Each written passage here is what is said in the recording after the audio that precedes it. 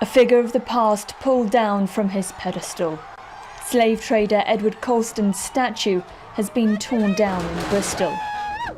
And on this side of the bridge, it's forced Wales to confront its own past. One man in particular has been brought under the spotlight. Sir Thomas Picton was a high-ranking Welsh officer in the British Army who was killed during the Battle of Waterloo. But before this, he had been the governor of Trinidad, where he had developed a reputation as a brutal slave owner.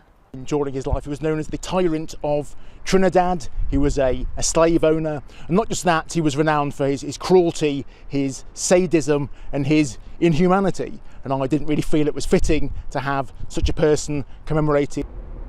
The marble statue of Sir Thomas Picton is amongst the heroes of Wales inside City Hall, but perhaps not for much longer. The leader of Cardiff City Council, Hugh Thomas, has tweeted to say he agrees with the Lord Mayor that it should be removed. But if the statue of Sir Thomas Picton is taken away, where will it go? The Lord Mayor suggests it could be put in a museum, but one councillor in Carmarthen, where there is also a memorial to Sir Picton, says history shouldn't be hidden away.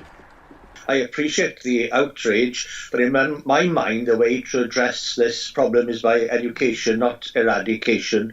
Hiding away the dirty secrets of our past in a museum is not the answer. I think memorials should remain in public places as visible reminders of our imperfect past. These Cardiff students have a podcast about race and identity. They agree the statue shouldn't go into a museum, but for different reasons. I think that I wouldn't want to see a statue of someone who was a slave owner or slave trader at all, regardless of the context behind it. I'd rather see it gone altogether, like the statue. The Black Lives Matter protests have given pause for thought about who and how people of the past should be commemorated for the future. Betty Campbell was Wales's first black head teacher. A statue to honour her contribution to education is planned for the centre of Cardiff, but needs a little more funding. I think what it will show is that the presence of the contribution that Black people have made to this country has been huge and absolutely tremendous. And I think that more statues need to go up to reflect that point.